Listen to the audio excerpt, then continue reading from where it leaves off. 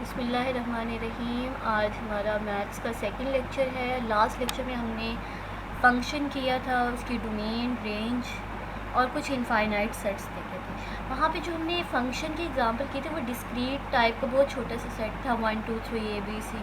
तो आज हम इनफाइनाइट सेट्स के दरमियान में फ़ंक्शन के कुछ एग्जांपल्स करेंगे, उनकी डोमेन और रेंज फाइंड आउट करेंगे। तो सबसे पहले यहाँ पे जो मैंने एग्जांपल लिया वो नेचुरल नंबर के सेट्स के दरमियान में, यानी कि नेचुरल से नेचुरल में ही जा रहे हैं। तो यहाँ पे फंक्शन काम क्या कर रहा है कि इसे आप जो नंबर दें ये वापस वैसे ही रिटर्न कर देता है, f(x) = x। इस टाइप के फंक्शन को हम कहते हैं आइडेंटिटी फंक्शन, यानी कि आप जो इसे एलिमेंट देंगे, जो नंबर देंगे, ये आपको वही नंबर रिटर्न कर देगा। अब क्योंकि हमने जो इनपुट का सेट है वो नेचुरल नंबर का सेट है, हमने इसमें से नंबर्स लेने हैं। तो यहाँ पे आपके पास पता है नंबर कहाँ से स्टार्ट होते हैं, 1 2 3 अप टू सो ऑन। ठीक है, तो मैंने यहाँ पे कुछ नंबर्स लेके आपको उस पर मैपिंग करके दिखा दी है। यहाँ से मैंने 1 लिया, फंक्शन में पुट किया। फंक्शन क्या करता है, जो नंबर दो वही वापस कर देता है। तो f(1) = 1 के इक्वल आ गया। ठीक है, यानी कि 1 इनपुट है और 1 ही आउटपुट है। इसकी इनपुट और आउटपुट क्या होगी, सेम होगी। फिर जब मैंने इसे 2 दिया, इसने रिटर्न कर दिया दोबारा 2, तो इसकी इनपुट और आउटपुट भी सेम होगी। और एक मैंने ज़रा बड़ा नंबर ले लिया, 100 ले लिया, f(100) आंसर क्या आ गया, 100। अब इनपुट और आउटपुट का सेट जो है वो सेम है, और फंक्शन कोई भी ऐसी वैल्यू नहीं है कि फ़ंक्शन उस पर अनडिफ़ाइन हो रहा। अनडिफ़ाइन का मतलब है कि जैसे मैंने आपसे कहा था कि 1/0 नहीं होना चाहिए, तो अगर फंक्शन इस टाइप का होता कि 1/x हो रहा होता और अगर हम उसे 0 देते तो वो अनडिफ़ाइन होता है। लेकिन यहाँ पे फंक्शन इस टाइप का है कि इसमें जो नंबर देंगे ये वापस दे देगा, तो कोई भी ऐसा नंबर नहीं जिससे इसको मसला होगा, ये अनडिफ़ाइंड नहीं बनेगा। तो ये फंक्शन है, फंक्शन की दोनों प्रॉपर्टीज सेटिस्फाई करता है कि पहले हर एलिमेंट का आपके पास इमेज होना चाहिए। अब देखिए n के हर एलिमेंट का इमेज है, आप जो एलिमेंट देंगे वो वैसे का वैसे उसका आंसर दे देगा। ठीक है, तो पहली कंडीशन हो गई सेटिस्फाई कि पूरे जो डोमेन f है वो n के इक्वल आ रही है, हमारे पास हर एलिमेंट का इमेज आ रहा है। दूसरी कंडीशन थी कि आपके पास रिपीटिशन नहीं होनी चाहिए, यानी कि हर एलिमेंट का एक ही इमेज होना चाहिए। अब देखिए, जब आप इस फंक्शन में 1 पुट करते हैं आंसर 1 आता है, जब 2 पुट करते हैं आंसर 2 आता है, यानी कि ऐसा कोई भी एलिमेंट नहीं है जिसके 2 इमेजेस आते हैं। आप ऐसा नहीं है कि आपने 2 पुट किया आंसर 4 आ रहा है और 2 पुट किया आंसर 2 आ रहा है, यानी कि 2 का एक ही इमेज आ रहा है विच इज़ 2। तो रिपीटिशन भी नहीं हो रही। इट मीन्स कि आपके पास ये जो है ये फंक्शन है और इसकी डोमेन भी n के इक्वल है, क्योंकि इनपुट का सेट हम नेचुरल नंबर लेके चल रहे हैं, और आउटपुट भी नेचुरल नंबर है, क्योंकि आपने जो डिफ़ाइन किया फंक्शन वो वैसे ही आउटपुट को रिटर्न कर रहे हैं। तो जो इनपुट होगी वही आउटपुट होगी आपकी। ठीक है, तो ये बहुत सिंपल सी एग्जांपल, ये आइडेंटिटी फंक्शन भी इसे कहते हैं, I(x) के नाम से भी अक्सर इसे डिनोट करते हैं। चलें एग्ज़ाम्पल 2 पे आते हैं। अब नेचुरल नंबर से हम जा रहे हैं इंटीजर्स में, यानी कि 2 डिफरेंट सेट्स हैं, उनके दरमियान में हम मैपिंग अप्लाई कर रहे हैं। यहाँ से नंबर लेते हैं, वो उसे नेगेटिव कर देते हैं, फिर आप यहाँ से दूसरा नंबर लेंगे, इसमें पुट करेंगे, वो उसे भी नेगेटिव कर देगा, यानी कि हर वैल्यू को क्या कर देता है, नेगेटिव कर देता है। अब नेचुरल नंबर में आपको जैसे पता है कि 1 2 3 अप टू सो ऑन वाली वैल्यूज़ हैं सारी इसमें। तो इसमें अगर मैं 1 पुट करती हूँ तो आंसर क्या आएगा, -1, क्योंकि फंक्शन मशीन ऐसी है कि वो हर टर्म को नेगेटिव कर देता है। चलें, फिर 2 पुट किया तो -2 आ गया, 50 पुट किया तो -50 आ गया। इसलिए देखिए मैंने इस तरफ इंटीजर का सेट लिखा हुआ, अगर यहाँ पे नेचुरल का सेट लिखा होता है ना इस साइड पे, तो -1 -2 नेचुरल में नहीं जा रहे, वो कहीं और जा रहे हैं, इसलिए इस साइड पे मैंने आउटपुट में इंटीजर का सेट लिख दिया। ठीक है, तो अब इसकी कंडीशन चेक कर लेते हैं। अब हर नंबर का नेगेटिव हो सकता है, यानी कि यहाँ पे नेचुरल नंबर जितने भी आप उनका नेगेटिव फाइंड आउट कर सकते हैं।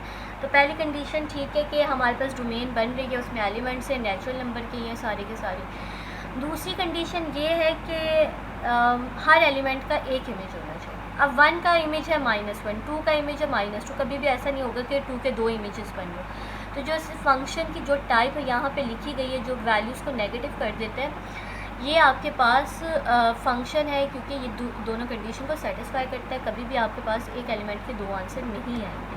हमेशा जब आप फॉर एग्जांपल आप 100 पे पुट करें तो -100 आएगा, -100 के अलावा इसका कोई और आंसर नहीं आ सकता।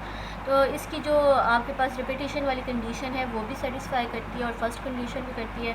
तो ये फंक्शन बन गया। अब इसकी डोमेन देख लेते हैं। डोमेन क्योंकि हमारे पास इनपुट सेट होता है, इनपुट सेट यहाँ पे नेचुरल नंबर का है, तो ये नेचुरल नंबर का सेट इसकी डोमेन बन गया। ठीक है, रेंज में क्या है कि अब रेंज में आप नोट करें आंसर सारे नेगेटिव आएंगे, क्योंकि ये जो फंक्शन जो यहाँ पे फंक्शन लिखा गया है वो हर टर्म को नेगेटिव कर देता है, तो आंसर सिर्फ नेगेटिव आएंगे, पॉजिटिव आंसर्स आ नहीं सकते। तो यहाँ पे हमारे पास जो आंसर आएंगे वो z नेगेटिव, यानी कि नेगेटिव इंटीजर्स होंगे -1 -2 अप टू 100।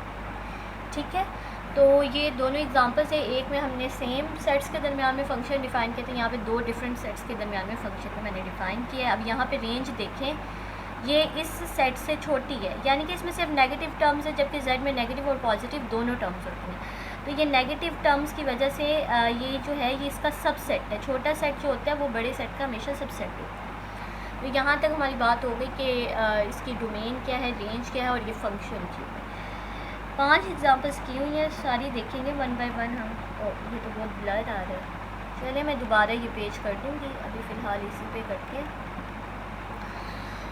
फिर से एक और हमने फंक्शन डिफ़ाइन किया नेचुरल नंबर से रैशनल नंबर्स के दरमियान में, यानी NCQ के दरमियान में। अब यहाँ पे क्या है कि आप जो नेचुरल नंबर इसे देंगे ये उसका रेसिप्रोकल कर देगा। आप 1 देंगे आंसर 1/2 आ जाएगा, आप 3 देंगे आंसर 1/3 आ जाएगा, 50 देंगे आंसर 1/50 आ जाएगा, यानी कि हर टर्म को उलट कर दिया, उसका रेसिप्रोकल ले लिया। तो अब ये कैसे फंक्शन है ये देख लेते हैं। अब देखिए आप हर नंबर का रेसिप्रोकल कर सकते हो, कोई भी मसला नहीं होगा, कोई भी आपके पास अनडिफाइंड फॉर्म नहीं बनेगी। हाँ, अगर नेचुरल नंबर ना होता, यहाँ पे होल नंबर्स होते, ठीक है, यहाँ पे होता है ज़ीरो का रेसिप्रोकल क्या बनता है 1/0 विच इज़ अनडिफाइंड, तो वहाँ पे मसला होता है। लेकिन यहाँ पे नेचुरल नंबर में ज़ीरो होता ही नहीं है, तो यहाँ पे कोई मसला नहीं है। कोई भी नंबर ऐसा नहीं है जिसको हम रेसिप्रोकल करें और आंसर गड़बड़ हो जाए या अनडिफाइंड हो जाए। तो ये जो आपके पास फंक्शन है f(x) = 1/x, यहाँ पे नेचुरल नंबर के हर नंबर का आप रेसिप्रोकल ले सकते हैं। तो इसकी डोमेन तो हो गई, क्लियर हो गई कि n नहीं बनती है। दूसरा ये है कि हमने ये चेक करना है कि हर एलिमेंट का एक ही इमेज आता हो। अब 2 का इमेज 1/2 है, 3 का 1/3 है, 4 का आप लेंगे 1/4 आ जाएगा, यानी कि कोई भी ऐसा एलिमेंट नहीं है जिसके 2 इमेजेस आ रहे हैं। ठीक है, जब 2 इमेजेस नहीं आ रहे इट मीन्स कि ये फंक्शन है, फंक्शन की कंडीशन सेटिस्फाई हो गई। डोमेन देख लेते हैं। डोमेन क्योंकि इनपुट सेट होता है, यहाँ पे इनपुट सेट आपके पास नेचुरल नंबर है और हर नंबर का रेसिप्रोकल ले सकते हैं, तो इसका मतलब इसकी डोमेन बनती है नेचुरल नंबर का सेट। अब इसकी रेंज देख लेते हैं। रेंज में देखिए अगर आप 1 पुट करते हैं ना फंक्शन में, तो आंसर 1/1 विच इज़ 1 से स्टार्ट होगा। ये पहला आंसर तो 1 आ जाएगा, दूसरा 1/2 1/3 1/4 अप टू 100, यानी कि डिस्क्रीट टाइप का सेट आएगा। 1 और 1/2 आ रहा होगा, फिर 1/3 और ये अप टू 100 होता जाएगा और 1/1 से ही हर वैल्यू डिवाइड होती जाएगी। तो ये इसकी रेंज सेट बनती है। ठीक है, रेंज में पॉसिबल आंसर्स देखते हैं, आउटकम्स देखते हैं, आउटपुट्स देखते हैं कि आपके पास क्या आउटपुट्स आ रहे हैं। तो हमारे पास ये आउटपुट्स आ रहे, तो मैंने ये सेट लिख दिया, ये इसकी रेंज बन गई। ठीक हो गया। अब है रियल नंबर से रियल नंबर्स के दरमियान में। अब जो रियल नंबर का सेट है ना, ये बहुत बड़ा सेट है, इसमें रैशनल्स भी होते हैं, इरैशनल्स भी होते हैं। तो हमने इसमें देखना है कि ये फंक्शन कैसे ट्रीट करता है। फंक्शन वही है रेसिप्रोकल वाला, x देंगे और आंसर 1/x आ जाएगा। जैसे 2 इज़ अ रियल नंबर, तो 2 हमने इसे दिया, आंसर 1/2 आ गया। ठीक है, अब रियल नंबर्स में रैशनल भी होते हैं, तो 3/2 भी इसमें होगा। मैंने चंद एक नंबर्स को लेके दिखा दिया, वैसे तो इसमें इनफाइनाइट नंबर्स हैं, तो हम हर नंबर को चेक नहीं कर सकते। मैंने चंद एक को यहाँ पे करके दिखा दिया आपको। ठीक है, 3/2 जब इसे देंगे ये इसका रेसिप्रोकल होगा, तो ये 2/3 हो जाएगा, उलट हो जाएगा। ठीक है, 2/3 आ गया। अगर आप इसे कोई नेगेटिव टर्म देते, क्योंकि रियल नंबर है, रियल नंबर में नेगेटिव, पॉजिटिव, अंडर रूट वाली टर्म्स और फ्रैक्शन वाली टर्म्स सारी टर्म्स आती हैं। तो -4 मैंने इसे दिया, तो इसका रेसिप्रोकल क्या हो गया -1/4। अंडर रूट 2 दिया, तो इसका आंसर आ गया 1/√2। देखिए एक मैंने रैशनल नंबर लिया, एक मैंने ये 3/2 रैशनल, ये इरैशनल, ये नेचुरल और होल नंबर है और ये इंटीजर ले लिया, यानी कि आर में ये सारे के सारे नंबर्स होते हैं। तो मैंने एक एक हर एक की टाइप लेके दिखाऊंगा। अब देखिए ये फंक्शन बन रहा है, लेकिन एक पॉइंट पे ये फंक्शन नहीं बनता, अनडिफाइंड हो जाता है। जैसे आर है, आर में ज़ीरो भी होगा, रियल नंबर में ज़ीरो बिलोंग करता है। अगर हम यहाँ पे x की जगह 0 पुट कर देते तो ये हो जाएगा 1/0, और 1/0 इज़ अनडिफाइंड। मैंने आपसे लास्ट लेक्चर में बताया था कि किसी भी नंबर को हम 0 से डिवाइड नहीं कर सकते। अगर हम 0 से डिवाइड करेंगे तो वो अनडिफाइंड नंबर बनेगा, ऐसा नंबर एग्जिस्ट नहीं करता। तो ज़ीरो यहाँ पे मसला कर रहा है, तो हम क्या करते हैं, डोमेन में से ज़ीरो को निकाल ही देते हैं। जो नंबर मसला कर रहा है उसको निकाल देते हैं, ताकि हमारी जो बाकी नंबर्स हैं उनका हम रेसिप्रोकल ले सकें। तो मैंने डोमेन में से देखे ये ज़ीरो निकाल दिया। अब जो फंक्शन है ना, अब ये फंक्शन बन जाएगा, अब कोई मसला नहीं। ठीक है, दूसरी कंडीशन ये होती है कि आपके पास हर नंबर का एक ही इमेज होना चाहिए। तो 2 का 1/2 है, 3/2 का 2/3 है। जो भी नंबर आप उठाएंगे उसका एक ही इमेज बनेगा। ऐसा नहीं होगा कि एक एलिमेंट के दो इमेजेस बन रहे हैं, ऐसा पॉसिबल होता भी नहीं है। क्योंकि ये हमारे पास जो मैंने लास्ट लेक्चर में भी आपको बताया था कि अगर कॉन्टीन्यूस सेट्स होंगे तो उनके दरमियान में दूसरी कंडीशन हमेशा सेटिस्फाई करेगी। चलें, तो ये हमारे पास बन गया फंक्शन, और ये इसकी डोमेन है जिसमें से मैंने ज़ीरो को निकाल दिया। आर, ये जो लाइन लगा के ज़ीरो लिखा हुआ है इसका मतलब है इसमें से आर में से मैंने ज़ीरो को निकाल दिया। बाकी सारे एलिमेंट्स पे ये फंक्शन डिफ़ाइन है, सिवाय ज़ीरो के, तो ज़ीरो को मैंने निकाल दिया। ठीक है, अब रेंज में हमने देखना इसके पॉसिबल आंसर्स क्या आएंगे। 1 से हर कोई डिवाइड हो जाए। अब 1 से डिवाइड होकर बहुत सारे नंबर्स बन जाएंगे, सारे रियल नंबर्स बनेंगे सिवाय ज़ीरो के। आप कोई भी ऐसा नंबर फाइंड आउट नहीं कर सकते कि उसे 1 से डिवाइड करें और आंसर ज़ीरो आ जाए। जब भी किसी कांस्टेंट से कोई वैल्यू डिवाइड होती है तो आंसर कभी भी ज़ीरो नहीं आता, चाहे यहाँ पे 2/x होता आंसर तब भी ज़ीरो ना आता। यानी कि ऊपर कांस्टेंट और नीचे हम फंक्शन को चेंज करते रहें, तो कांस्टेंट से डिवाइड होने के बाद कभी भी आंसर ज़ीरो नहीं आता। तो रेंज में आपके पास ज़ीरो के अलावा बाकी सारे नंबर्स आएंगे। ठीक है, तो ये इसकी डोमेन थी, ये इसकी रेंज थी। अब यहाँ पे देखें ये रेंज जो है वो इससे छोटी हो गई, क्योंकि आर में सारे नंबर से ज़ीरो भी है, इसमें ज़ीरो नहीं है, तो एक नंबर का दोनों में फ़र्क आ गया। एक और एग्ज़ाम्पल भी की हुई है, वो भी देख लेते हैं। अच्छा, ये एग्ज़ाम्पल है कि रियल नंबर से रियल नंबर के दरमियान में है और हम एक्स देते हैं, आंसर में हमारे पास एक्स स्क्वायर आता है, यानी कि हर नंबर का स्क्वायर कर दिया जाता है। जैसे आप 2 देते तो आंसर क्या आ जाएगा 4, -2 देंगे आंसर क्या आ जाएगा 4, 1/2 देंगे आंसर 1/4 आ जाएगा, 1 देंगे 1 का स्क्वायर इज़ 1। तो आपने सिंपली क्या करना है, जो नंबर इसे देंगे वो इसका स्क्वायर करके आपको दे देगा। तो अब हमने देखना है कि ये फंक्शन है या नहीं। पहली बात कि आपके पास आप हर नंबर का स्क्वायर कर सकते हैं। ज़ीरो है तो ज़ीरो का भी स्क्वायर आप कर सकते हैं, नेगेटिव टर्म का भी स्क्वायर किया जा सकता है, फ्रैक्शन वाली टर्म्स का भी किया जा सकता है, सिंपल टर्म्स का भी स्क्वायर किया जा सकता है। यानी कोई भी नंबर ऐसा नहीं है जो मसला कर रहा है, जो फंक्शन को अनडिफाइन कर रहा है। जैसे लास्ट एग्जाम्पल में ज़ीरो था तो हमने ज़ीरो को डोमेन में से निकाल दिया, हमने कहा कि ये मसला कर रहा है, इसे हम नहीं लेकर चलते। ठीक है, तो यहाँ पर सारे के सारे नंबर्स जो है उसका आप स्क्वायर कर सकते हैं। तो डोमेन इसकी बन गई आर। ठीक है, अब हम देखते हैं कि इसकी रेंज क्या है। अब देखिए यहाँ पे आप नेगेटिव टर्म दें जैसे -2 और पॉजिटिव टर्म दें 2, आंसर क्या आ रहा है 4 और 4। यानी कि आंसर में कभी भी आपके पास नेगेटिव टर्म्स आएंगी ही नहीं, पॉजिटिव आएंगी, क्योंकि स्क्वायर जो फंक्शन है वो नेगेटिव टर्म्स को भी क्या कर देता है, पॉजिटिव कर देता है। ठीक है, तो आंसर में सिर्फ आपके पास पॉजिटिव वैल्यूज़ आएंगी, नेगेटिव आएंगी नहीं। तो इसकी रेंज क्या आ गई, R positive union zero. Zero भी है क्योंकि ज़ीरो का स्क्वायर इज़ 0। ठीक है, तो इसमें सिर्फ पॉजिटिव टर्म्स आएंगे, नेगेटिव यहाँ से ख़त्म हो गई है। तो देखिए आर में नेगेटिव पॉजिटिव सारी टर्म्स की, लेकिन इसकी रेंज में से पॉजिटिव टर्म्स आ रही हैं। अब यहाँ पे देखिए रिपीट भी नहीं हो रहा, 2 का भी एक ही इमेज है, -2 का भी एक ही इमेज है, 1 का भी एक ही इमेज है। यहाँ पे ऐसा नहीं है कि 2 आपने अप्लाई किया, 2 आपने फंक्शन को दिया और उसने आंसर में आपको 2 नंबर से दिया, ऐसा नहीं होगा कि यहाँ पे हमेशा एक ही नंबर आएगा। तो ये फंक्शन है और इसकी डोमेन आर बन रही है, रेंज इसकी क्या बन रही है, positive real numbers with zero.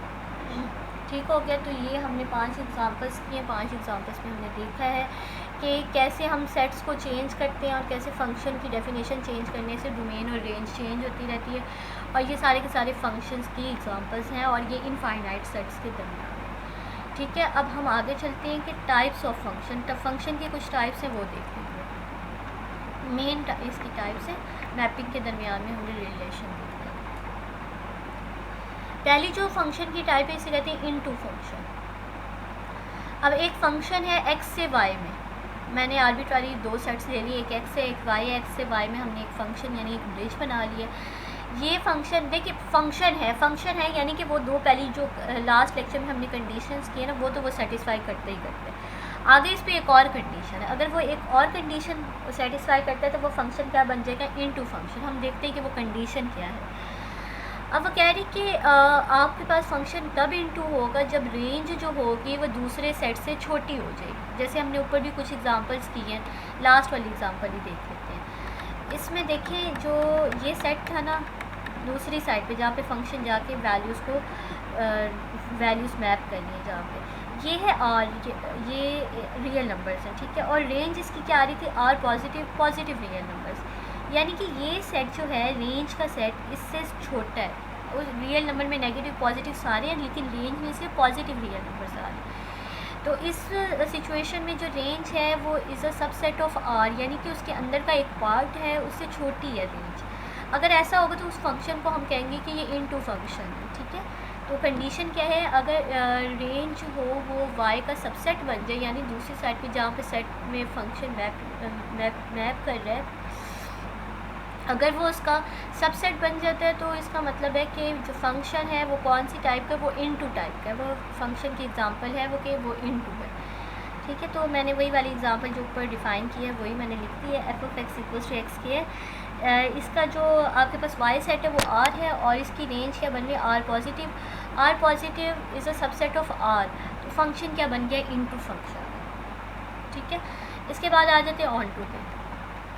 आपने अक्सर कुछ एग्जांपल्स हमने ऊपर किए हैं जिसमें ये दूसरी साइड का सेट और रेंज सेम आ रही है। अगर आपके पास रेंज और सेट दोनों इक्वल आ जाएं, जहाँ पे फंक्शन मैप कर रहा है वो वाला सेट और रेंज सेम आ जाए, तो उसे कहते हैं ऑन टू फंक्शन। जैसे कि पहली एग्जांपल की एफ एन से एन के दरमियान में, और इसकी रेंज जो थी वो भी एन आ रही थी, और जिस सेट में मैपिंग हो रही थी वो भी एन आ रहा था। तो दोनों सेम थे, सेम होने की वजह से वो फंक्शन क्या बन जाएगा, ऑन टू फंक्शन होगा। यहाँ पर मैंने एग्जाम्पल ली है, एफ़ जो है वो आर से आर पॉजिटिव में जा रहा है। अब यहाँ पे मैंने छोटा सेट लिया, मैंने वो पूरा आर नहीं लिया, मैंने सिर्फ पॉजिटिव रियल नंबर्स लिए।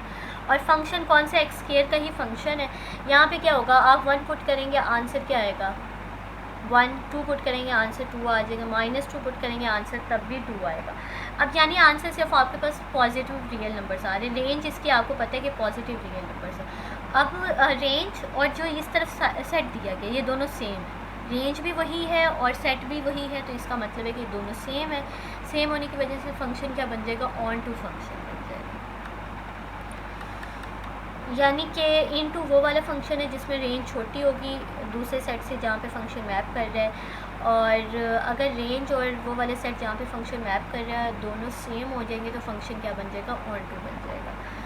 अब है 1 to 1 फंक्शन। अच्छा, 1 to 1 जो है ये इस टाइप का फंक्शन है, जैसे हमने देखा था कि 2 और -2 दोनों का इमेज आ रहा था 4। ऐसा नहीं होना चाहिए, हर एक का अपना इमेज होना चाहिए, यानी कि 1 to 1 करस्पॉन्डेंस होनी चाहिए, कोई किसी के दूसरे इमेज पे जाके मैप नहीं करेगा। लास्ट टाइम हमने जो डिस्क्रीट एग्जांपल्स किए थे उसके जो लास्ट वाला था F6 में हमने क्या किया था, A B C तीनों को मैप करवा दिया था 1 पे, यानी तीनों के तीनों एक ही घर में रह रहे थे। अब ऐसा नहीं होना चाहिए, हर एक का अपना घर होना चाहिए, यानी कि हर एक जो है वो अपने एक एलिमेंट पे मैप करना चाहिए, कोई दूसरा उसके एलिमेंट पे मैप ना करे, ठीक है। यानी हर एक की अपनी अपनी क्या कहते हैं, जैसे आप पेपर देते हैं तो हर एक को अपने अपने मार्क्स मिलते हैं। ऐसा नहीं होता कि 2 बंदों के इकट्ठे मार्क्स दे दिए या एक ही टाइप के एक ही पेपर दिया उन्होंने और उनको एक ही मार्क्स में उनको पास कर दिया, ऐसा नहीं होता। तो ये है 1 to 1 करस्पॉन्डेंस, यानी कि हर एक्स और वाई के एलिमेंट्स के दरमियान में रिपीटेशन नहीं होनी चाहिए, हर एक का अपना इमेज होना चाहिए, ठीक हो गया। तो अब हम इसकी एग्जांपल करते, मैंने ना फंक्शन एक्स स्क्वायर ही लिया, बस मैं उसके जो एक्स और वाई के जो सेट्स हैं ना, जहाँ से स्टार्ट होता है और जहाँ पे एंड होता है उनको चेंज कर रही हूँ और उसकी हेल्प से 1 to 1 भी बना देंगे। अब देखें कि जब हमने आर से आर के दरमियान में फ़ंक्शन डिफ़ाइन किया था 2 और -2 का एक ही इमेज आ रहा था, तो वो फंक्शन 1 to 1 नहीं था। अब मैंने क्या किया कि नेगेटिव टर्म्स को ख़त्म कर दिया। यहाँ पे देखिए मैंने फ़ंक्शन जो स्टार्ट लिया है वो आर पॉजिटिव से लिया, यानी कि मैंने नेगेटिव टर्म्स को हटा दिया, अब सिर्फ पॉजिटिव टर्म्स है। 2 का इमेज 4 है, 3 का इमेज 9 है, 4 का इमेज 16 है। अब यहाँ पे रिपीटेशन नहीं हो रही क्योंकि रिपीटेशन नेगेटिव टर्म्स कर रही थी, नेगेटिव टर्म्स को मैंने हटा दिया। अब यहाँ पे कोई भी रिपीटेशन नहीं हो रही, हर एलिमेंट का अपना इमेज है, कोई भी किसी दूसरे के इमेज पे मैप नहीं कर रहा। तो ये फंक्शन हमारे पास क्या बन गया, 1 to 1, ठीक है। यहाँ पे जितने भी एलिमेंट्स हो इससे हमें कोई फ़र्क नहीं पड़ता, हमें ये देखना है कि यहाँ से एलिमेंट्स में रिपीटेशन नहीं होनी चाहिए। तो रिपीटेशन नहीं हो रही, 2 का इमेज 4 है, यहाँ पे -2 का इमेज 4 बन रहा था, तो वो माइनस वाली टर्म्स मैंने यहाँ से निकाल दिए, बाकी आपके पास जो फंक्शन बन गया वो 1 to 1 बन गया। ठीक है। इसकी लास्ट टाइप है बाइजेक्टिव फंक्शन, यानी कि अगर फंक्शन 1 to 1 भी हो और ऑन टू भी हो। 1 to 1 भी हमने देख लिया कौन सा फंक्शन होता है जिसमें 1 to 1 क्रॉसपॉन्डेंस हो रही हो, और ऑन टू कौन सा फंक्शन होता है जिसमें रेंज और उसके जो दूसरा सेट है जिसमें मैपिंग हो रही है वो दोनों सेम हो जाए। तो यहाँ में मैंने फंक्शन की टाइप ले ली। देखिए इसकी रेंज एक्स स्क्वायर के लिहाज से इसकी रेंज क्या बनती है, यही बनती है आर पॉजिटिव यूनियन 0। और 1 to 1 के लिए है कि हर एलिमेंट का अपना इमेज होना चाहिए। तो नेगेटिव टर्म्स मैंने यहाँ से हटा दी, हर एलिमेंट का बन रहा है अपना इमेज। तो ये फंक्शन बन गया बाइजेक्टिव। ठीक है, तो एक ही फंक्शन है लेकिन मैंने ये वाले सेट्स चेंज कर दिया, उसकी हेल्प से मैंने डिफरेंट टाइप्स उसकी बना ली।